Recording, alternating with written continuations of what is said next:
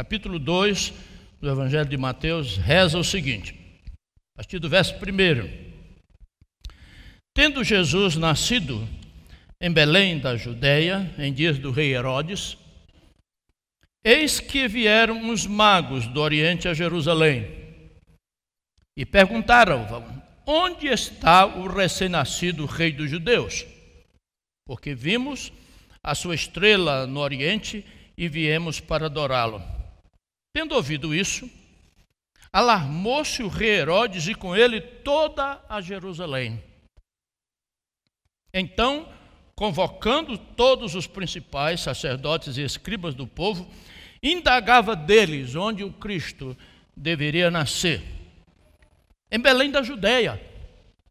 Responderam eles, porque assim está escrito por intermédio do profeta: e tu, Belém, terra de Judá, não és de modo algum a menor entre as principais de Judá, porque de ti sairá o guia que há de apacentar ao meu povo Israel. Com isso, Herodes, tendo chamado secretamente os magos, inquiriu deles com precisão quanto ao tempo em que a estrela aparecera. E enviando-os a Belém, disse-lhes: ide informar-vos cuidadosamente a respeito do menino, e quando tiverdes encontrado, avisai-me, para eu também ir adorá-lo. Depois de ouvirem o rei, partiram, e eis que a estrela que viram no Oriente os precedia, até que chegando parou sobre onde estava o menino.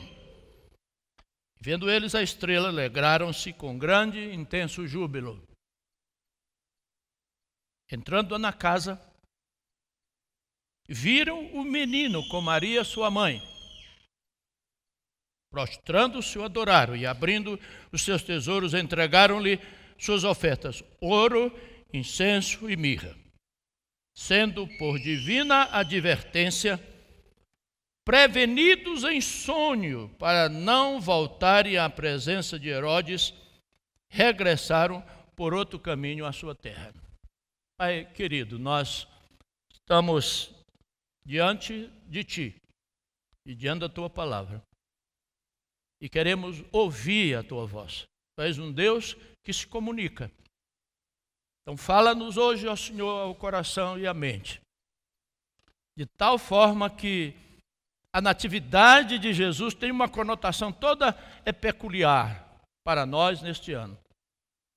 Por favor, Deus, dá-nos a Tua bênção. E assim seja, em nome de Jesus. Para a Tua glória somente. Amém. Irmãos, os pastores têm exposto esse final de ano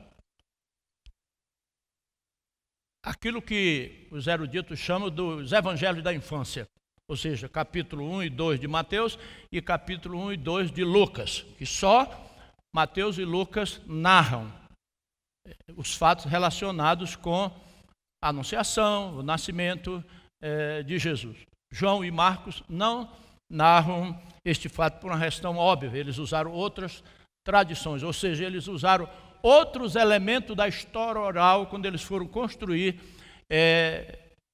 os seus evangelhos.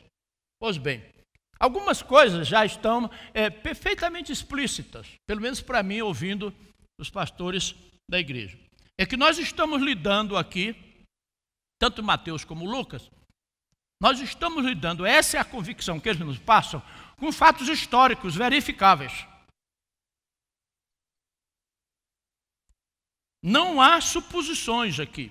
Mateus, por exemplo, constrói os evangelhos da infância usando, por exemplo, ele usa a história do povo, ele liga Jesus a Abraão, ele começa a genealogia dizendo, livro da genealogia de Jesus, filho de Davi, filho de Abraão. Porque não há Adão, como o faz Lucas. Lucas, ele retroage até Adão. É porque para o judeu, a história da salvação surge naquele dia em que Deus disse a Abraão, sai da tua terra, da casa de teu pai e vai para uma terra que eu te mostrarei. E ali Deus faz 3 promessas a Abraão. Eu vou te dar uma terra, com quantos os cananeus habitavam na terra, eu vou te dar um filho, a mulher estéril, e tu serás uma bênção para todas as famílias da coisa. Uma coisa simplesmente esquisita, vamos dizer, para aquele contexto histórico. Então, para o judeu, não tem nenhuma dúvida de que a história da salvação começa com Abraão. Outra coisa também que nos induz a pensar de que estamos lidando com fatos verificáveis é o uso do Velho Testamento, a citação da profecia. Se nós quiséssemos definir, a palavra de Deus é profecia. O maior argumento para se defender a tese de que a Bíblia é a palavra de Deus é a profecia. Deus fala, cumpre. Deus fala e cumpre. Deus fala e cumpre. É a promessa. Que Mateus usa abundantemente nesses evangelhos da infância. Você nota aí. Ele não alude ao Velho Testamento, ele faz citação. Isto aconteceu para que se cumprisse o que foi dito pelo profeta. E quando ele diz o que foi dito pelo profeta, é sempre o profeta maior, Isaías. E um outro fato interessante que ele nos brinda aqui é que Mateus, ele cita um personagem histórico, na história secular, que é Herodes. E que as informações que estão aqui implícitas no texto sobre Herodes bate com as informações do historiador da época, principalmente Flávio Josefo. Quando ele escreve as suas antiguidades judaicas, ele faz alusão a Herodes, que era um indivíduo extremamente sanguinário, né? Extremamente inseguro, emocionalmente inseguro. Então nós estamos lidando aqui com fatos históricos que Mateus usa dentro da sua perspectiva, dentro do seu objetivo. Cada um dos evangelistas foram lá, pegaram a história oral e cada um usou o material que queriam para falar a um determinado auditório. Isso é muito importante quando se estuda o Novo Testamento, e principalmente os evangelhos da infância. Agora observe aí do capítulo 2. Tendo Jesus nascido em Belém, da Judéia, nos dias do rei Herodes, eis que vieram os magos do Oriente a Jerusalém. Magói. Aqui não há uma alusão a mago dentro do pensamento de Lucas. Porque Lucas, quando usa a palavra magos, lá em Atos, sempre é um bruxo, né? É um xamã. Não. Magos aqui, dentro da perspectiva de Mateus, eram eruditos, estudiosos da astrologia lá da Babilônia. A Babilônia foi o auge, né? Nessa área de astronomia, astrologia, etc. Então, chega a Jerusalém alguns magos do Oriente. O texto não diz se foram 2 ou 3 ou 4. A tradição católica diz que foram 3. O Gaspar, o Baltazar e o Melquior. Não há nenhuma evidência bíblica. Como é que a tradução católica deduz isso? Por causa dos presentes. Foram 3. Ouro, incenso e mirra. Aí a tradição católica deduz que foi Gaspar, Baltazar e Melquior. Mas não há nenhuma evidência histórica, como é comum à tradição católica. A tradição católica tem muitos dogmas que foram impostos pela igreja e que não há uma evidência histórica. Por exemplo, o purgatório. Mas não é uma evidência histórica, nem bíblica, do purgatório. A Assunção de Maria, de que Maria não morreu, ela foi assunta aos céus. Ou então da Imaculada Conceição, ou seja, ela foi virgem antes, durante e depois do parto. Não há evidência disso, pelo contrário. Depois do parto ela teve Tiago, teve Judas, e ali não eram primos, eram irmãos, o termo grego é adelphoi. Então, chegam esses eruditos, estudiosos, cientistas, em Jerusalém. Há alguns personagens dessa história aqui. Herodes, os magos, os cientistas, os escribas, os sacerdotes, Maria e o povo. Nós vamos analisar essa perícope, essa unidade, tentando ver o comportamento desses personagens, e tirar algumas lições. Eu hoje vou fugir um pouco à prática dos pastores, né, dos 3 pontinhos. Eu vou pensar assim, alguns versículos dessa perícope e propor algumas ideias para nós, certo? Então chegam os magos e perguntam: onde está o recém-nascido rei dos judeus? Eles não vieram procurar um Messias, ele procura o rei, o rei. Aí diz o texto aí, no verso 3, tendo ouvido isto, alarmou-se o rei Herodes e todo o povo, e toda Jerusalém. Por quê? Herodes, porque deduziu de que podia ser realmente o Messias, um concorrente ao trono. E ele era um indivíduo extremamente instável, ele mandou matar todos os filhos. Qualquer indivíduo que surgisse dentro da família, que pusesse em xeque, né, em perigo, o status quo, ele mandava matar.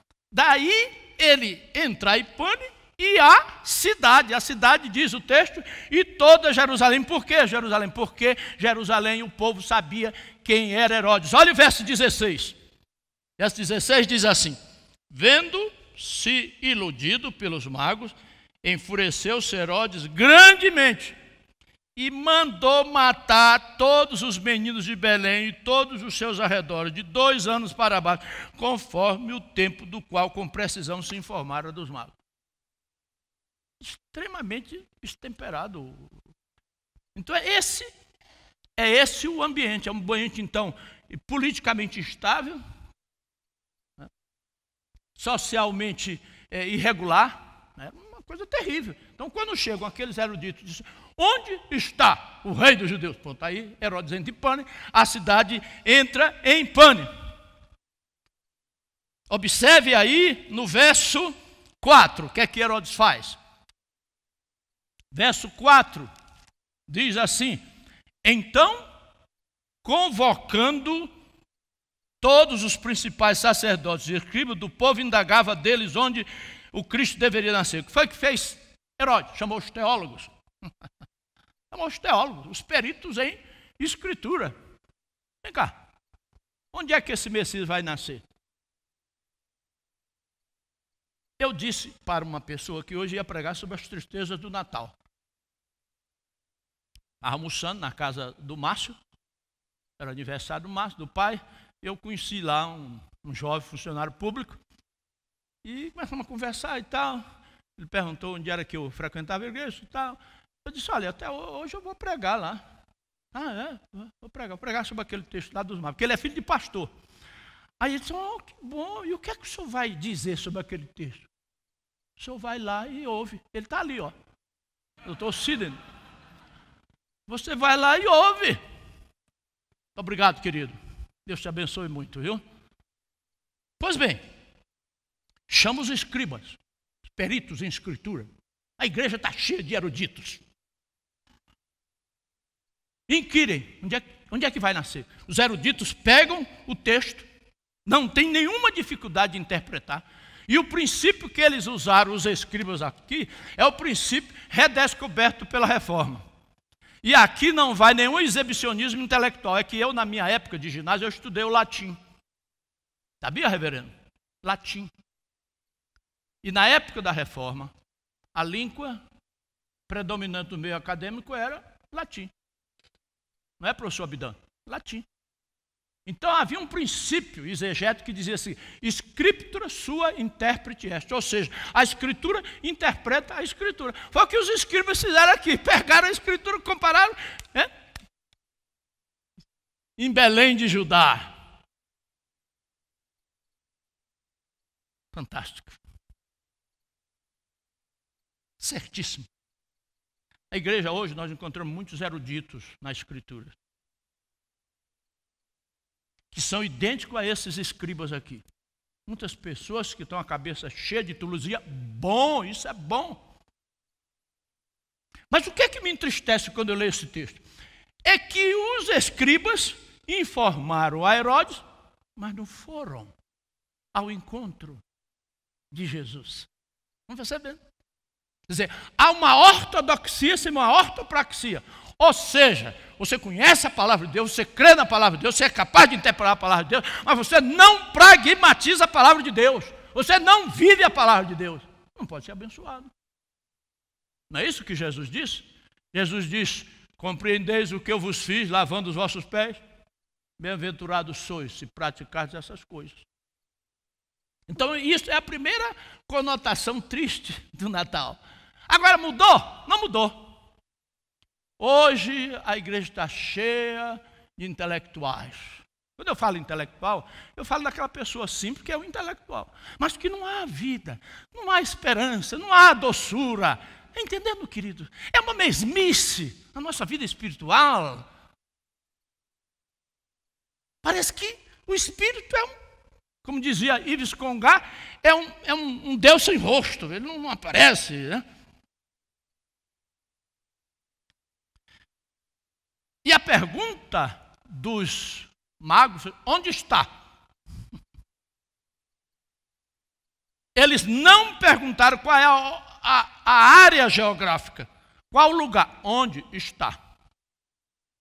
Onde vai nascer o menino? Ali, a rigor, o menino já tinha nascido, né? Porque diz o texto aí, tendo Jesus nascido em Belém da Judéia, acredita-se que essa visita dos magos a Jesus não foi, como presumem os eruditos, no dia 25 ou 24 de dezembro, que ali é uma data, vamos dizer assim, arrumada. Na realidade, a rigor, ninguém sabe quando Jesus precisamente nasceu.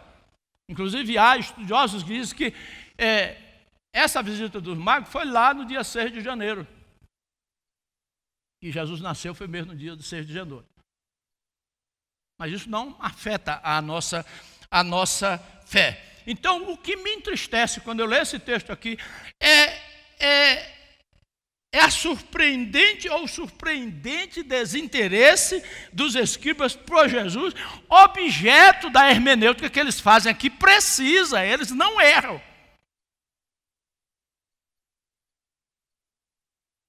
E eu creio que hoje, mais do que nunca, nós estamos precisando de pastores, presbíteros, membros de igreja, que pratiquem o que Jesus ensinou. Não é uma coisa estapafúrdia, meus irmãos, não é? Os homens interpretam corretamente a Escritura, né? Mas não, ninguém foi. Nem Herodes. Herodes só vocês vão... Se isso aí se confirmar. Essa é a primeira tônica triste que eu acho do Natal.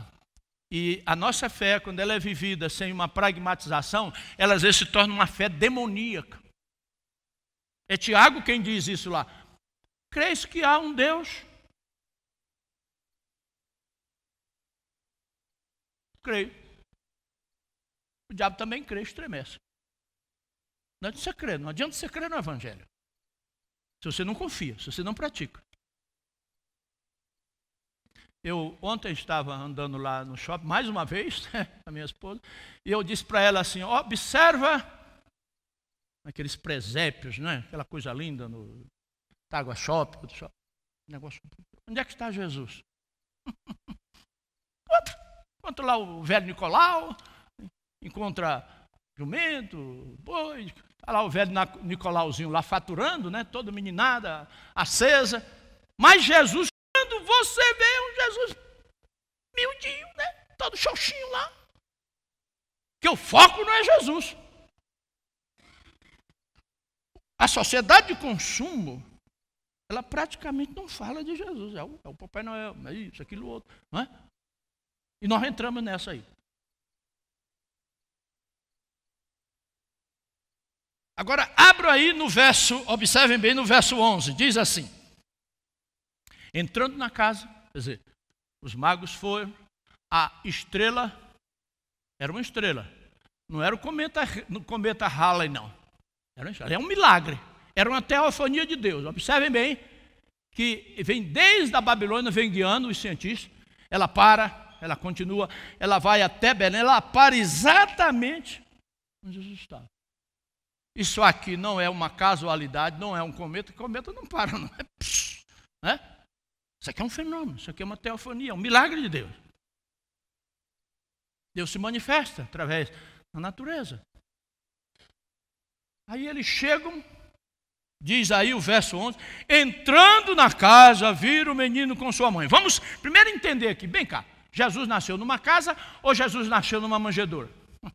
Quem é que está falando a verdade? É Lucas ou Mateus? Lucas disse que foi numa manjedoura. o Mateus foi numa casa. Todos os dois estão certos. Culturalmente certos. É que as casas da época de Jesus, na Palestina, você entrava, elas não tinham janelas. Você entrava, tinha sala, aí tinha uma sala assim ampla, onde eles realizavam as festas e onde a igreja começou a se reunir. Lembra que Paulo dizia assim, de casa em casa, nas oiquias, que ele sempre era reservado para festas da família.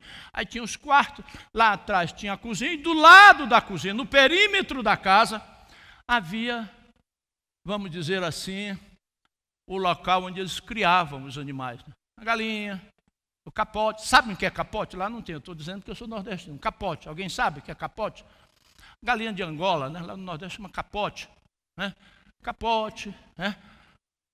A vaca, a cabra, lá no Nordeste, papai cultivava a cabra. Tem muita gente que foi criada na base do leite de cabra. Então, quando Mateus diz que entrando na casa, ele está correto. Quando Lucas diz, chegado na estribalia, todos dois estão certos. Então, a cultura nos ajuda a entendermos mais isso. Pois bem, entrando na casa, viram o menino com Maria. Viram o menino, eles viram o menino.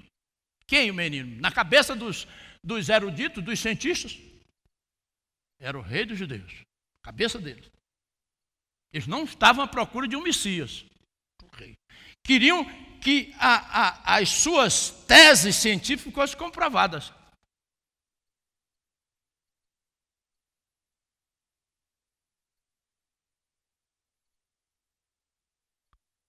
Cientistas que estão procurando a comprovação das suas teses.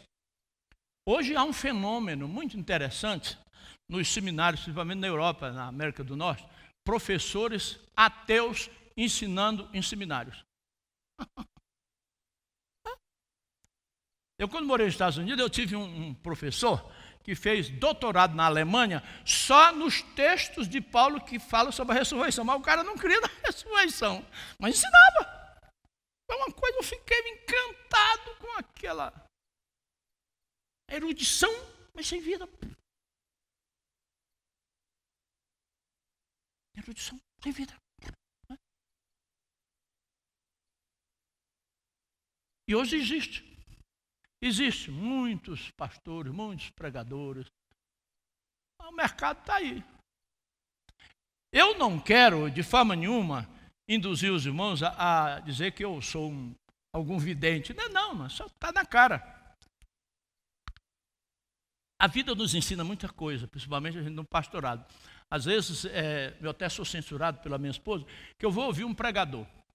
Aí ele começa a pregar, eu digo para ele assim, ele não crê no que ele está falando.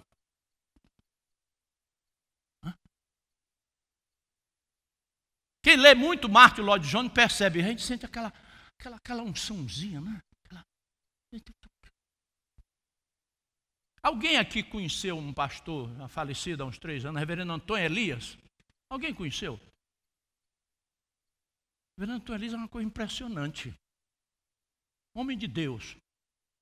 Uma vez eu o convidei para pregar em Goiânia, no aniversário da igreja superlotada. Ele disse assim, meus irmãos, eu não vou pregar hoje. Eu disse, meu Deus, cura, gasta um dinheirão trazendo esse homem lá do Rio. A igreja superlotada. Sabe o que ele fez? Ele pegou um texto ali da mulher que sofreu um fluxo hemorrágico, leu, e depois agora eu quero orar. Só que quando o homem começava a orar, o céu descia. Impressionante. Impressionante. Quando eu estava nos Estados Unidos, eu levei-o lá. Eu levei lá nos Estados Unidos. Ele fez isso. Isso mesmo. Estava um casal lá de espanhóis que estava com um filho no St. Michael Medical Center com câncer morrendo. O reverendo Antônio Elias orou. Depois convidou se alguém estivesse passando por... Aí lá vai o casal. E eu sabia, eu conhecia o casal. Ele orou pelo casal. O casal voltou para o hospital. E o menino tinha sido curado. Graças a Deus que a igreja presbiteriana agora, nessa última reunião do conselho, discutiu, unge ou não unge? Não é que a unção em si ela cura, irmãos. Óleo não cura, mas diz lá Tiago, o Senhor o levantará. É uma questão de obediência à palavra de Deus. Se Deus tivesse mandado dizer lá, se ele tivesse determinado, olha, toda vez que você for orar por um enfermo na sua igreja, você cuspa no chão, faça lodo, eu faria isso. Jesus não fez isso? Então, quando a Escritura ela é explícita em termos de mandamento, não podemos duvidar. Está alguém entre vós? Alegre, cante louvores. Está alguém entre vós doente? Faça oração. O Senhor o levantará. Quando quer, como quiser, mas Ele responderá. Não há oração que Deus não responda. Toda oração Deus responde. Às vezes Ele diz não, às vezes Ele diz espere. Ele disse assim, espera aí, deixa eu pensar. Queridos, oração é uma comunhão, você andar com Deus diariamente. Oração, na realidade, não é nem um meio utilitarista para você usufruir coisas de Deus. A oração é um instrumento para você entrar no coração de Deus e descobrir a vontade de Deus para a sua vida. Bem, não ora. Texto que o reverendo usou hoje, no capítulo 4. Nada tens porque não pedis. E quando pedis, pedis mal, para vos satisfazer nos vossos deleites. É aquela oração que você faz, você está aqui, mas você já está com um plano B aqui. Se Deus não responder, eu já estou com essa alternativa aqui. Não vai. A oração ela tem que ser feita, induzida por aquele sentimento de fé, que é certeza de coisas que esperamos, é convicção de fatos que nós não vemos, mas Deus disse que está lá, e nós temos que crer que está lá, o milagre está lá.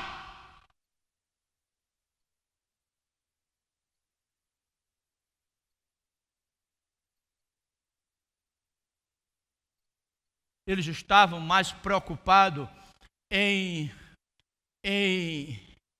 verificar as suas teorias científicas. Não estavam preocupados com o Messias.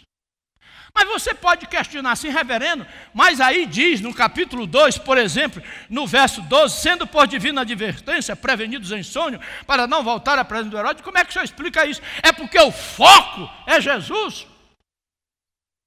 O foco é Jesus. Tudo que Deus faz aqui é para preservar a vida de Jesus.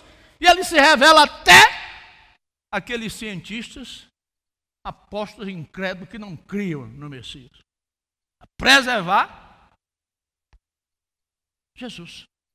Deus tem umas coisas interessantes, né? Deus não escreve certo por linhas tortas. Deus escreve certo por linhas certas. O problema é que a gente não entende, ele não compreende. Deus não corre risco. Como os neo-ateístas estão dizendo, aí agora os teístas abertos, que dizem que Deus não sabe o futuro. Então ele anda aqui como Joel. Joel, olha, eu não sei o que é que vai acontecer, mas eu estou aqui contigo. Um absurdo.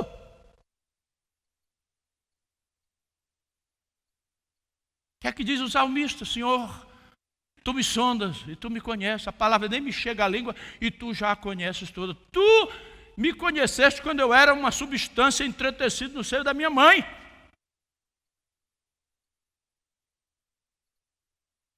Então, a primeira coisa que me entristece nesse período de Natal é o intelectualismo, é a erudição, sem uma prática cristã. Eu tenho a impressão que eu hoje estou sendo muito perturbado por Tim Keller. Eu estou lendo um livro dele, comecei essa tarde, sobre justiça generosa. Eu tenho a impressão que ele está me perturbando aqui. Outra coisa também que me deixa triste é o fato de eles terem visto as suas teorias comprovadas, mas não seguiram o Messias. Uma outra coisa também que me chama a atenção aí. Olha também no verso 11, diz assim: entrando na casa, viram o menino com sua mãe, prostrando-se o adoraram e abrindo seus tesouros, entregaram suas ofertas, ouro, incenso e mirra. Imaginem isso aqui, coisa ridícula. Jesus lá, né, numa estribaria, lá no lugar reservado para os animais.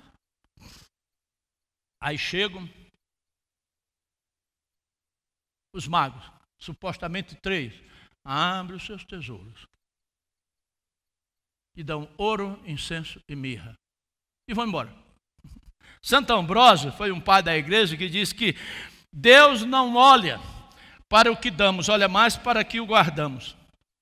Eles não deram tudo. Em geral, nós damos para Deus o que sobra. Você lembra daquela experiência de Jesus no templo?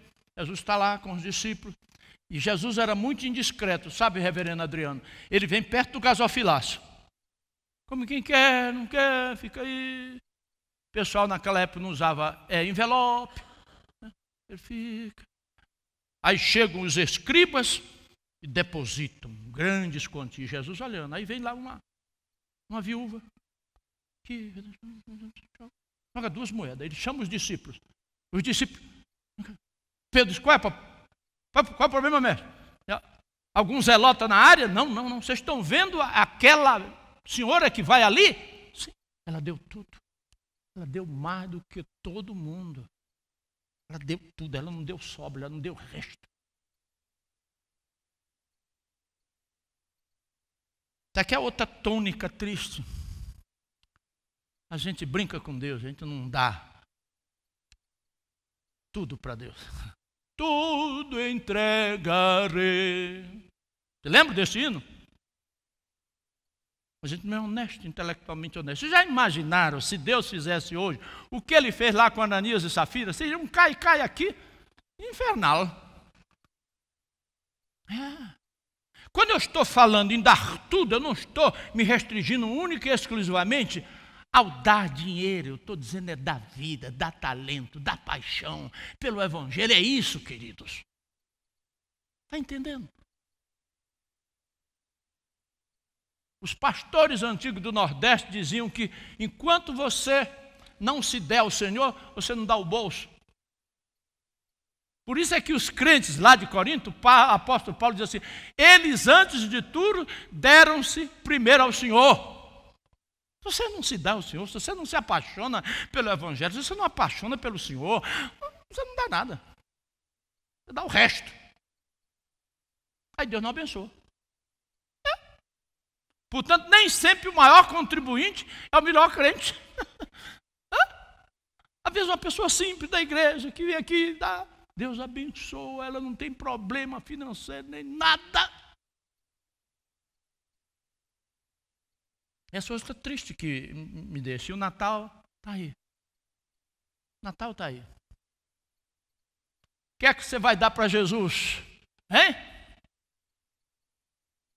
Aliás, você deve perguntar a Deus, não é, que darei eu ao Senhor pelos seus benefícios para comigo? Acho que essa pergunta do salmista é errada. Ele devia ter perguntado assim, Senhor, o que é que tu queres?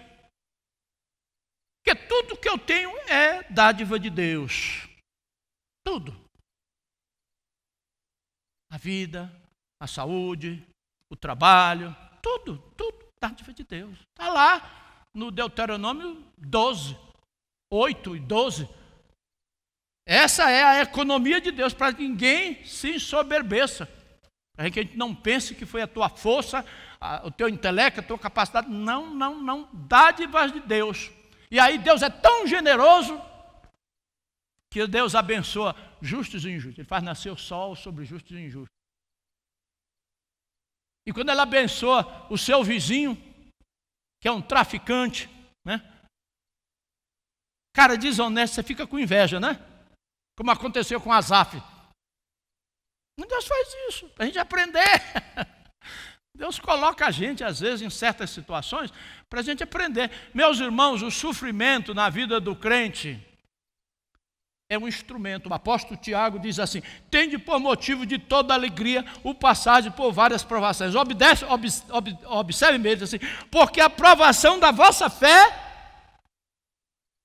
Crente que não sofre, crente que não passa por dificuldade, não cresce, não tem nem o que falar. Estão me entendendo, queridos?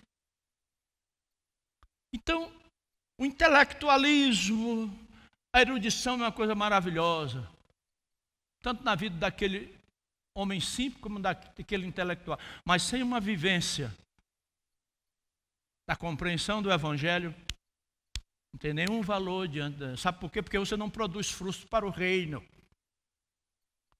Também não adianta você ir lá, dar e não seguir. Você tem de se dar ao Senhor e seguir. Estão entendendo? De tudo, se apaixone. Há algum tempo eu li um livro sobre apaixone-se pela Bíblia. Se você não lê a Bíblia, você não se apaixona pelo autor da Bíblia. Se você não estuda a Escritura, você não apaixona-se por o Deus que inspirou a Escritura. Eu estou dizendo que agora, a essa altura da minha vida, eu não estou mais lendo a Escritura. Eu não lendo mais. Hoje eu estudo, eu rumino. Não estudo mais, não leio mais. Agora eu estudo. Passo às vezes uma semana, um mês, num texto. Olho, espio, volto. Aí o Espírito Santo vai abrindo a mente para que a gente compreenda aquilo ali. Agora, deixe-me eu tirar algumas sugestões práticas desse texto aqui para nós, irmãos. Primeira coisa, não há Natal se Jesus não for o centro. Estão percebendo? Não há Natal se Jesus não for o centro. A sociedade de consumo, ela impõe um tipo de Natal. Você não é abençoado mesmo. Esse tipo de Natal proposto pela nossa sociedade de consumo. Natal é a natividade do Jesus do Evangelho. Se tirar Jesus, a gente perde o foco. Eu tinha em Anápolis, quando eu era pastor lá, um presbítero. Ele era um farmacêutico, o doutor Jorge Sayum. Sayum morava ao lado de casa. E eu sempre ia lá conversar com ele. Um dia eu chego e Joel, olha aqui umas seleções. Ele colecionava seleções. Ele comprava, no final do ano ele encadernava. Então, desde 1940, estava com quase mais de 30 anos, ele tinha uma estante só seleções. Disse, olha, seleções, Robson, Edilton, reverendo, pregadores, seleção é uma boa fonte de ilustrações. Ele me disse isso. Disse, olha, eu estou aqui com uma que tem uma história muito interessante.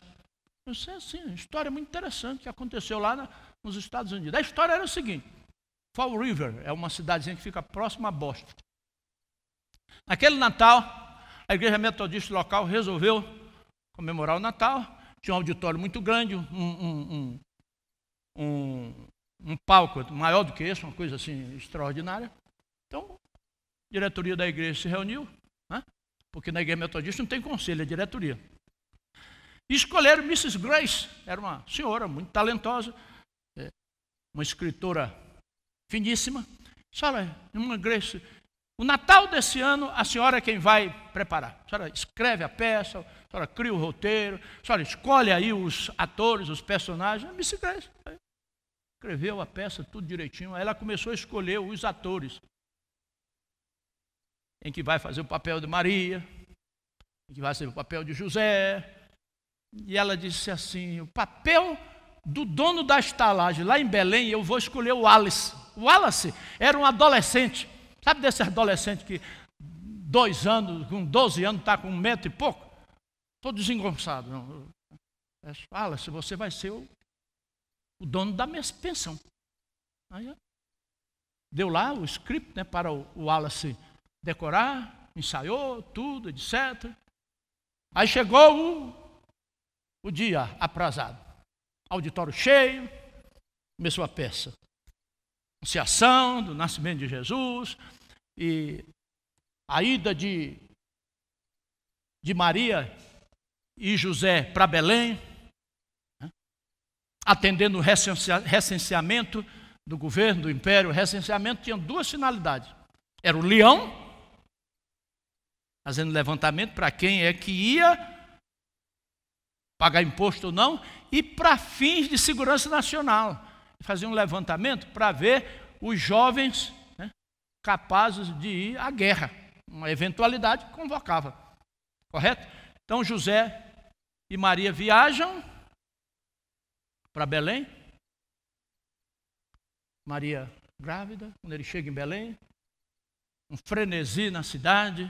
Diz Joaquim Jeremias em seu livro Jerusalém dos Tempos de Jesus, que Belém, Jerusalém, aquelas cidades em tempo assim de datas especiais, recebiam 120 mil peregrinos. Livro de Atos, capítulo 2, vocês percebem ali, 16 nações, era uma festa, né? E chega Maria com José, né? Ela já prestes a dar luz, nos dias que ele entra na cidade e ela começa já a sentir as primeiras contrações. Que a primeira vez que eu preguei, ou a primeira vez que eu contei essa ilustração, eu disse, Maria sentia as primeiras convulsões, primeiras contrações, e o José, aperreado, começar a procurar tudo cheio, e ele chega lá na pensão e está lá o Wallace. Pessoal, filho de Abraão, bendito sejas, um lugar aí para minha esposa. E a Maria lá, isso no palco, todo mundo observando, né? A peça. Aí o Wallace olha e diz, não há lugar na minha estalagem. E lá nos bastidores estava a Mrs. Grace com o script. Wallace, não há lugar, não esquece, não há lugar. E o José corre para ali, o José corre para lá, ele volta de novo e fala para o Wallace, filho de Abraão, bendito sejas, olha, minha esposa está aqui para dar luz, a mãe do Messias. E o Wallace, não há lugar. Aquela expectativa. E o José desespera. Nessa hora, Mrs. Grace nota no semblante do adolescente, ele diz, não há lugar, e a lágrima. Foi um pane nos bastidores. A Mrs. Grace, Wallace, não esqueça, o script diz, não há lugar. E o Wallace aqui, coitado. Não há lugar, chorando. O auditório, tal como esse aqui. Aí o José começa a sair com Maria. E o jumento mesmo, não era um robô, não. Quando eles estão saindo, o Alice assim, José, Maria, parem! Mrs. Grace lá nos bastidores, Wallace, não há lugar, olha o evangelho, não há lugar. E ele aqui em pranto diz, não há lugar na minha pensão, mas vocês veem que vocês vão ficar no meu quarto. Estragou o Natal, não estragou? Não estragou, Robson? Mas, meus irmãos, o Wallace deu uma prova exata do que seja Natal. Sabe o que é Natal? Jesus no quarto, Jesus na sala, Jesus na vida, Jesus em casa. Não é isso que diz lá em Mateus capítulo 1? Ele se chamará Jesus para que se cumpra o que foi dito pelo profeta. Eis que a virgem conceberá e dará à luz um filho. E ele será chamado pelo nome de Emanuel, que quer dizer Deus conosco. Então é Natal. Natal não é o Papai Noel, não é o velho Nicolau, é Jesus. É Jesus. É Jesus, é Jesus. Então não há Natal sem que Jesus não seja o centro. Outra coisa, não há Natal se Jesus não puder falar lá nos recessos da sua alma e do seu lar e das suas relações. Não há. Se Jesus não puder falar, não há Natal. Estão entendendo? Não há vida cristã se Jesus não fala. Pode haver erudição, pode haver pseudo-piedade, mas não é Natal. Natal é Jesus arrebentando o coração da gente. Natal é Jesus mudando a nossa cosmovisão. Nossa maneira de ver a vida. Natal é Jesus suscitando em nós uma esperança. Uma razão pela qual viver. Porque se não tivermos uma razão para viver, dizia Viktor Frankl, não há sentido para viver. Viktor Frankl foi um psiquiatra que saiu do campo de concentração, voltou à prática da psiquiatria, e ele recebia os os pacientes, após os campos de concentração, o indivíduo chegava no gabinete dele e começava a se lamuriar. Aí você quer uma sugestão? O paciente disse assim, você vai para casa e dá um tiro na cabeça. Quer dizer, o microfone desmontava o cara todo. Aí ele começava, quer tudo? Não, mas não é isso que eu quero, também tão bom. Começava a reconstruir, o pai da logoterapia. Então, se Jesus não fala, se Jesus não desmonta as nossas conjecturas, nossos valores, nossa maneira de ser, não é fácil, irmão. Por isso é que a teologia reformada diz que vida com Deus é um processo, que numa linguagem teológica eles chamam de santificação. Diuturna.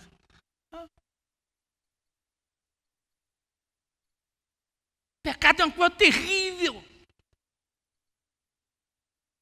Ainda bem que nós, que somos cristãos, não vivemos na prática do pecado. Porque crente que é crente não vive na prática do pecado. Crente que é crente, o pecado é um acidente, não é prática.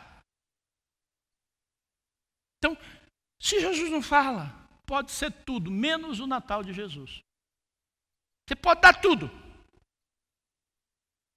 Ou pensa que dá tudo, mas você não dá tudo, porque o que Deus quer, o que é que Deus quer, o que é que Jesus quer? Filho meu, dá-me o teu coração e os teus olhos se alegrem dos meus caminhos. O que Deus quer? A tua vida, as tuas emoções, a tua vontade, o teu intelecto. Torna-te cativo do Evangelho. É isso. É isso que nós precisamos hoje, queridos, na nossa igreja. Mentes e corações cativos ao Senhor Jesus.